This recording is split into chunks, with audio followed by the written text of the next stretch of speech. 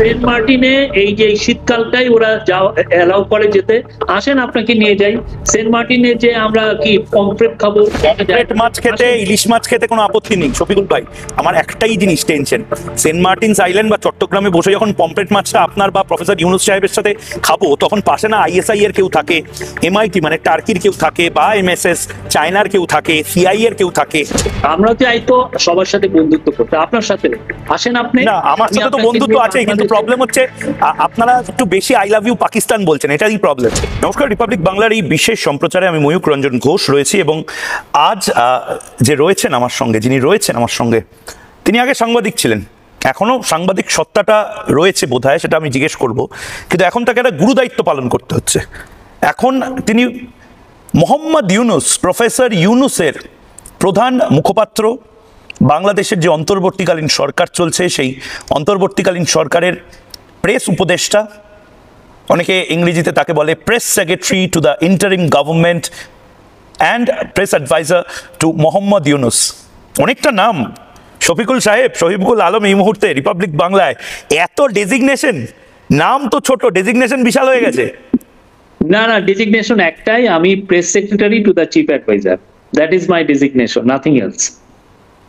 মোহাম্মদ ইউনুসের টিমের প্রধান ব্যাটসম্যান, ডেপুটি, মানে মোহাম্মদ ইউনুসের ডেপুটিও বলা যায়। এই এই যে ভারটা, এটা কি কাটার মুকুট, না এটা একটা সুন্দর গোলাপের সিংহাসন?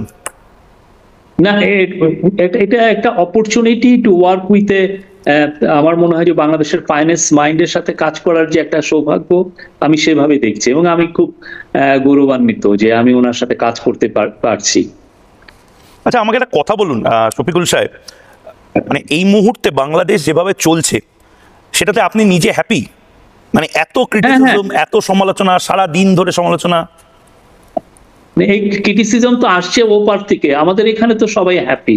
বাংলাদেশের economy made a massive comeback, export grow করছে, বাংলাদেশের কারেন্সি স্ট্যাবিলাইজ হয়েছে, ফুড ইনফ্লেশন গত বছর ছিল 14%, এবছর সেটা 7% এসে ঠেকেছে, তারপরে জব গ্রোথ হচ্ছে। আমরা তো আর যেই প্ল্যান আমাদের ছিল, এই গভর্নমেন্টের মেজর যেই তিনটা বড় কাজ, রিফর্ম, ইলেকশন এবং trial and accountability, justice and, প্রত্যেকটা কাজই তো খুব সুচারুভাবে সম্পন্ন হচ্ছে। ইউনুস সাহেব কেমন আছেন? ইউনুস সাহেব কেমন আছেন? উনি খুবই ভালো আছেন। উনি মানে অনেকটাই ভারমুক্ত, বিকজ যে কাজগুলো উনি নিয়েছিলেন করার জন্য সেগুলোর কাজ প্রায় সবগুলোই শেষ হয়ে গেছে। আমরা বলবো যে রেকর্ড, গত 15 মাসে রেকর্ড পরিমাণ ল এনাক্টেড হয়েছে, রেকর্ড পরিমাণ পলিসি এনাক্টেড হয়েছে, এবং আমরা বলবো যে বাংলাদেশের একটা ফিউচার, যে বাংলাদেশ, নতুন বাংলাদেশ যে গড়ার একটা অঙ্গীকার এই ইন্টারিম গভর্নমেন্ট নিয়েছিল, সেটার অনেকাংশেই আমরা অ্যাচিভ করতে পেরেছি। এখন এটার একটা ফাউন্ডেশন দেওয়া গেছে, এবং আমরা মনে করছি যে এই ইলেকশনের মাধ্যমে যে নতুন গভর্নমেন্ট আসবে তারা বাকি কাজটা করবে। বাংলাদেশ নিয়ে শো করলে, ময়ূক, বাংলাদেশ নিয়ে শো করলে একটা প্রবলেম হয় শফিকুল সাহেব।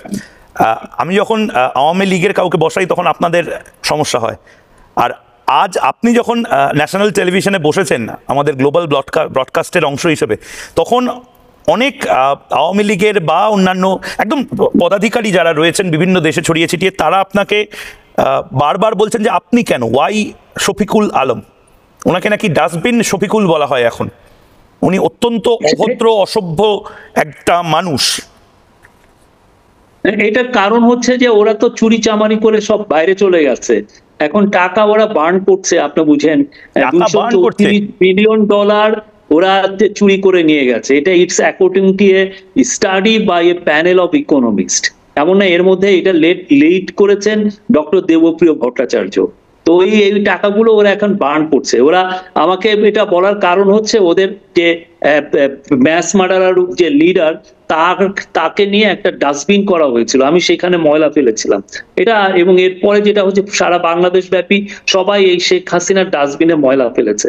সে যে একটা খুনি, সে যে একটা ভয়ঙ্কর রকমের খুনি, তার প্রতি যে একটা অনাস্থা, সেটা একটা তারা এই ডাস্টবিনে ময়লা ফেলে এটা জানিয়েছে। আপনি তো একটা সময় সাংবাদিক ছিলেন, তো সাংবাদিক হিসেবে আমি এবার একটু একটু করে মানে সাংবাদিক সুলভ আচরণ এবার করি। সাংবাদিক হিসেবে আপনি গোটা ভারতীয় মিডিয়া, পশ্চিমী মিডিয়াকে বুটলিকার বলে দিলেন, গালিগালাজ করে দিলেন। ইন্ডিয়ান মিডিয়া যেটা হয়েছে, আওয়ামী লীগ যে কথাগুলো বলে সেগুলো একটা চোখ বুঝে ওইটা মেনে নেয়। তো ফলে হচ্ছে যে আওয়ামী লীগের মানে ইন্ডিয়ান মিডিয়ার যে আচরণ, এটা খুবই আমাদের কাছে শকিং লাগে, যে তারা একটা একটা বক্তব্য সে একটু ভেরিফাইও করে না, যে একটা আওয়ামী লীগের এই কথাটা বললো, এটা তো ভেরিফাই করতে হবে। না, আওয়ামী লীগের কথায় কেন, আমাকে একটা কথা বলুন না। এই যে সবচেয়ে বেশি বিতর্ক যেটা নিয়ে হচ্ছে, আমি লাগাতার এটা নিয়ে নিজেও সরব হয়েছি, এই চট্টগ্রাম, এটা আপনাদের দখলে আর নেই। গোটা পৃথিবীর যারা জিওপলিটিক্যাল এক্সপার্ট তারা বলছেন আপনারা বিদেশিদের বিক্রি করে দিয়েছেন।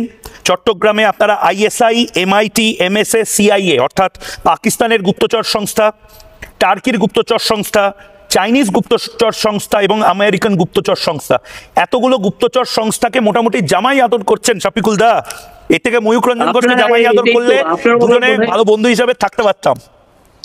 আপনারা এই সমস্ত জিনিসও বোধহয় আপনাদের কোনো গুপ্তচর সংস্থা এই নিউজগুলো আপনাদেরকে প্ল্যান করেছে, আপনারা এটা করছেন। আমি আপনাকে ইনভাইট করব, এসে চট্টগ্রামে দেখে যান আমাদের চট্টগ্রামটা কেমন আছে। Chittagong is a booming city, খুবই থ্রাইভিং সিটি। আমরা জাস্ট এই যে যেদিন শেখ হাসিনার ভার্ডিক্টটা অ্যানাউন্স হলো, সেদিন একটা ডেনিশ কোম্পানি, পৃথিবীর one of the largest port operators, তারা চিটাগাংয়ের লালদিয়া যে টার্মিনালটা, সেটার একটা চুক্তি সই করলো যে ওটাকে ডেভেলপ করবে এবং এটাকে ওয়ান অফ দ্য ওয়ার্ল্ডের বেস্ট টার্মিনাল হিসেবে বানাবে। এটা ডেনিশ কোম্পানি, খুবই এই ডেনিশ কোম্পানিটা ওয়ার্ল্ডের 20টা টপ টার্মিনালের মধ্যে 10টাই ওরা অপারেট করে। তো আমরা যে কাজগুলো করছি, এটা it's a stepping stone for a like booming Bangladesh. বাংলাদেশের ম্যানুফ্যাকচারিং এর রিভলিউশনের কথা চট্টগ্রামে আমেরিকান আর্মি কি করছে, যে ভিজুয়ালস গুলো আমরা দেখাচ্ছিলাম শফিকুল সাহেব, American army, American air force বানিয়ে আপনারাই দেখান। আমেরিকান আর্মি তো এসছে, আমেরিকান এয়ার ফোর্স এসছে। আমরা প্রতিদিন আপনাদের নিউজগুলোর ফ্যাক্ট চেক করে দেই। এত ভয়ঙ্কর রকমের মিথ্যা নিউজ আপনাদের এখানে আসে, ইনক্লুডিং রিপাবলিক বাংলা। এটা মানে আনবিলিভেবল। এটা কি ধরনের জার্নালিজম? মিথ্যেটা কোনটা? চট্টগ্রামটা আমাদের কমার্শিয়াল ক্যাপিটাল, খুবই ভালো আছে। আমার সবার সাথে আমাদের খুব ভালো সম্পর্ক। আপনারা এই সমস্ত গাঁজাখুরি গল্পগুলো কোথা থেকে পান আল্লাহ জানে। আমার মনে হয় যে আমি তো ছবি দেখাচ্ছি।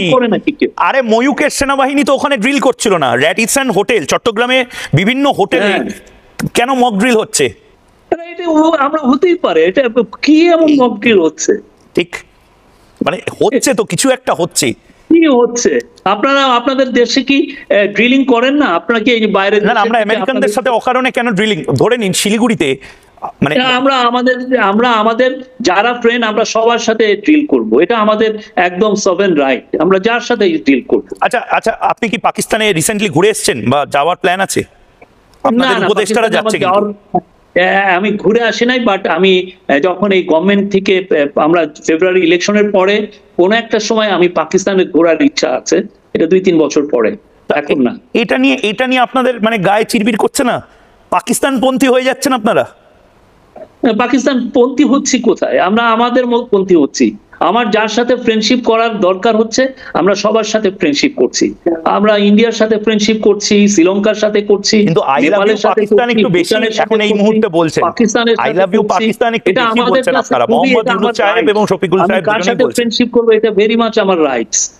না, যারা আপনাদের হিউম্যান রাইটস এরকম ভাবে ভায়োলেট করলো, তাদের এতটা রাইট দেখাবেন আপনারা? হিউম্যান রাইটস তো অনেক ভাবেই ভায়োলেটেড হয়। ওই সময় যেটা হয়েছে আমরা সেটা প্রতিবাদ করেছি, আমরা যুদ্ধ করেছি, আমরা আছি। তো আমরা 50 বছর আগে 1941 সালে তো ফ্রান্সকেও তো জার্মানি দখল করে নিয়েছিল, তো তারা ফ্রেন্ডশিপ করেনি? কি বলেন আপনি এগুলো? জাপান আমেরিকা দখল করে নেয়নি, কিন্তু জাপানের গ্রোথ করলো কারা? যে আমেরিকায় আবার জাপানকে গ্রোথের সাহায্য করেছে। পৃথিবীতে তো ইটার্নাল এনিমি, ইটার্নাল বন্ধু বলে কিছু নাই। আপনি আজকে আমার বন্ধু আছেন, কালকে আমার শত্রু হতে পারে। এটা তো হচ্ছেই আমাদের আশেপাশে। আমি তো 1000টা উদাহরণ এরকম দিতে পারি। সেটা কি ভারতকে আপনারা ইটার্নাল ফ্রেন্ড থেকে ইটার্নাল এনিমি বানানোর পথে আপনারা কি নিজেরাই নিয়ে যেতে চাইছেন?